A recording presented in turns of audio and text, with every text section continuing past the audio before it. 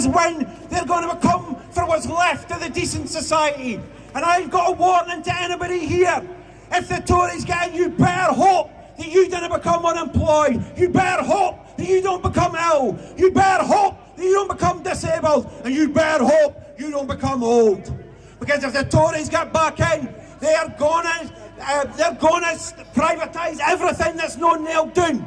And that is nailed down, they're going to take the nails out, they're going to melt them down, and they're going to sell them off in a. This is a scrap metal government, and we should be sending them to the scrap heap.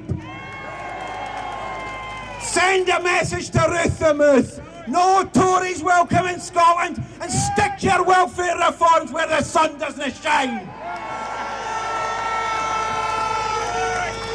And I'd say this, it still looks likely that the Tories will get in. They might not get in with the majority that they thought they might. But if the Tories get in, then we're going to be in for a hell of a fight, because they're going to come after the powers that Holyrood has.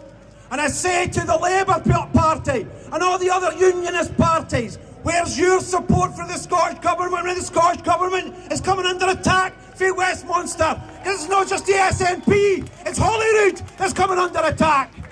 And if these unionists believe their own propaganda, that devolution means nothing, there's a pocket money parliament, and that the SNP have made no difference to austerity, then I'll tell you this, you'll notice a difference if the Tories get back in and they come for Holyrood. Because if Holyrood isn't there, then who's to protect the poor and the vulnerable in our cities right across Scotland from the welfare reforms? Because make no mistake about it, these are not welfare reforms.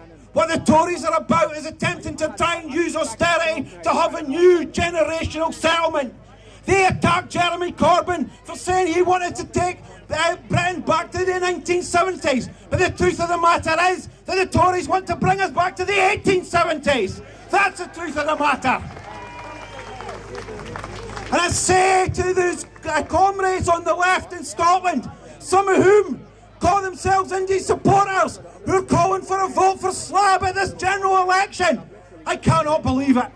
The most apt comment I've actually heard or observation with regards to this on Facebook is the guy that put up the post saying voting Labour in Scotland is like shooting yourself in the bus in order to avoid buying a bar of soap. And I can't actually disagree with that. It's self-destructive in the extreme.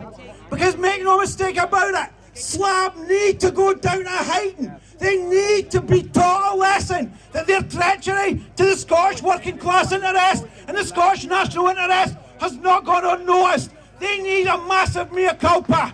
They need to change their position on independence. And I'll say this.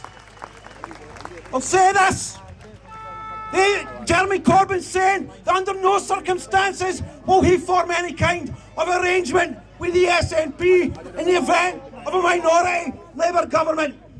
He'll change his tune quicker than shit off a shovel if we get a minority Labour government.